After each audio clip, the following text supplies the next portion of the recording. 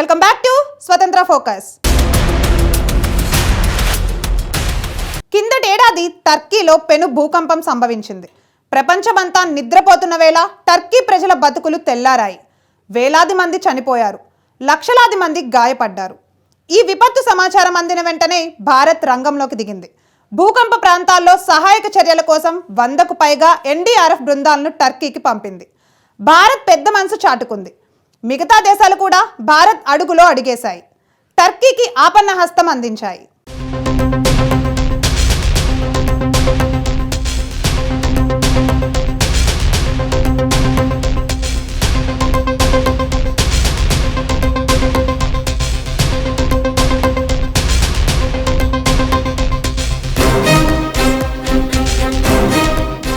ఒకే ఒక్క క్షణం కని విని ఎరుగని రీతిలో టర్కీలో భూమి కంపించింది.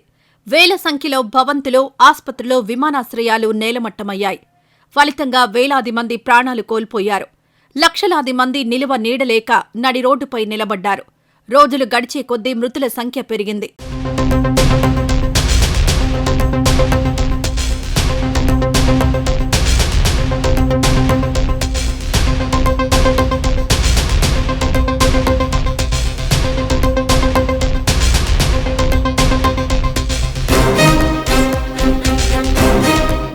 అది కిందటేడాది ఫిబ్రవరి నెలలోని ఓ రోజు. ప్రపంచమంతా నిద్రపోతోంది. మరి కాసేపట్లో తెల్లవారుతుందనగా టర్కీలో పెను భూకంపం సంభవించింది. దీంతో టర్కీ ప్రజల బతుకులు తెల్లారాయి. జనం గాఢ నిద్రలో ఉండగా భూకంపం సంభవించింది. రిక్టర్ స్కేలుపై భూకంప తీవ్రత 7.8గా నమోదైంది. దీంతో ఆకాశాన్ని తాకేలా నిర్మించిన పెద్ద పెద్ద భవంతులు పేక మేడల్లా కూలిపోయాయి. శిథిలాల కింద నలిగి వేలాది బతుకులు ముగిసిపోయాయి. భూకంపం వచ్చిన కాసేపటికి మరోసారి భూమి కంపించింది. మరికొన్ని నిమిషాలకు మరోసారి కంపించింది. ఇలా వరుసగా దాదాపు 1000 వరకు భూప్రకంపనలొచ్చాయి.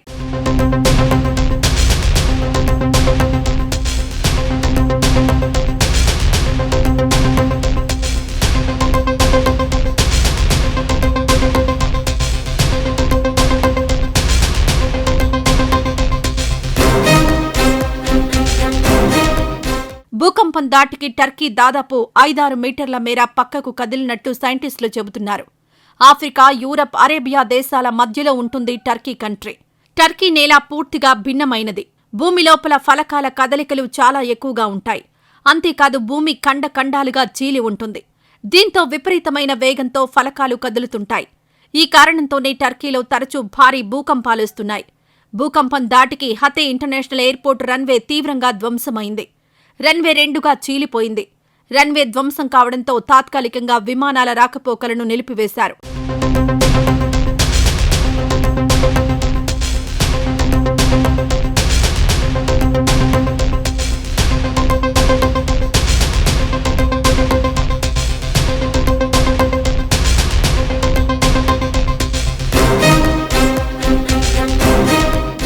టర్కీకి భూకంపాలు కొత్త కాదు. టర్కీలో చివరిసారిగా 1939లో పెను భూకంపం సంభవించింది.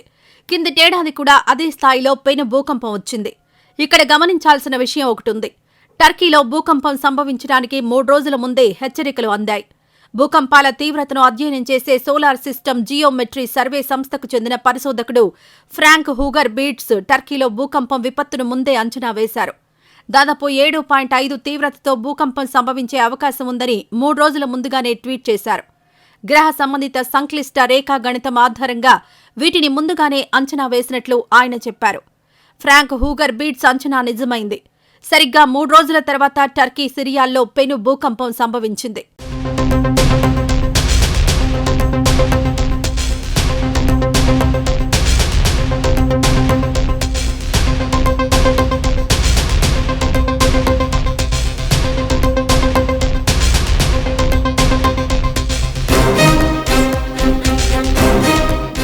భూకంపాలకు ప్రధాన కారణం భూమి లోపల ఉండే టెక్టోనిక్ ఫలకాల కదలికలే అంటున్నారు సైంటిస్టులు. ఈ కదలికలు సంభవించడానికి అనేక కారణాలున్నాయి. భూమి లోపల సహజంగా 12 పొరలుంటాయి. కొన్ని సందర్భాల్లో ఈ పొరల్లో ఉండే ఫలకాలు ఒకదానికొకటి నెట్టుకుంటూ కదులుతుంటాయి. ఈ కదలికల తీవ్రత ఎక్కువగా ఉంటే భూప్రకంపనలొస్తాయి. కొన్నిసార్లు భౌగోళిక పరిస్థితులు కూడా భూకంపాలకు కారణమవుతాయి. టర్కీ, సిరియా దేశాలు మౌలికంగా భూకంపాలు సంభవించే ప్రాంతాల్లో ఉంటాయి.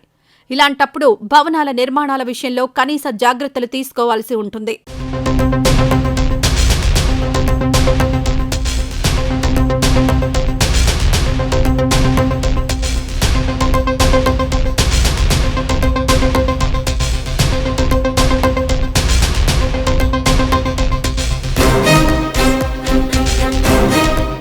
అయితే జాగ్రత్తలు తీసుకునే విషయంలో టర్కీ, సిరియా దేశాలు నిర్లక్ష్యం వహించాయి.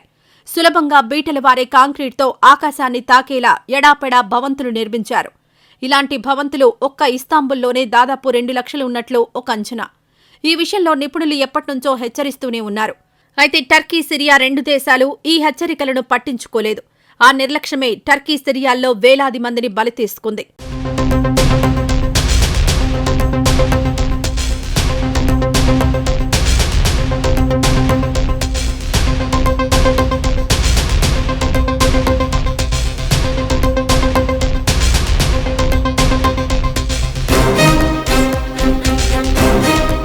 టర్కీ, సిరియాల్లో భూకంపం సంభవించిన సమాచారం అందిన వెంటనే భారత్ స్పందించింది.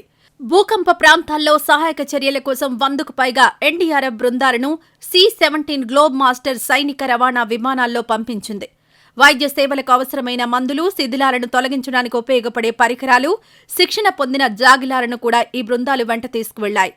టర్కీ, సిరియాల్లోని అధికార యంత్రాంగానికి అవసరమైన సాయాన్ని అందించడానికి ముందుగానే భారత్ సమన్వయ ఏర్పాట్లు చేసింది.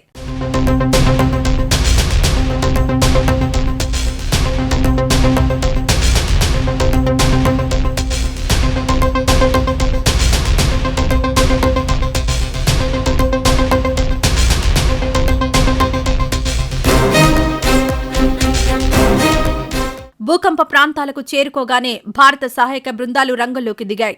శిథిలాలను తొలగించే కార్యక్రమం చేపట్టాయి. శిథిలాల కింద చిక్కుకున్న వారిని బయటకు తీయడం మొదలుపెట్టాయి. బాధిత టర్కీ దేశానికి సాయం చేసి భారత్ పెద్ద మనసు చాటుకుంది. భారత్ అడుగులో అడుగేస్తూ మిగతా దేశాలు కూడా ఆపన్నహస్తం అందించడానికి కదిలాయి.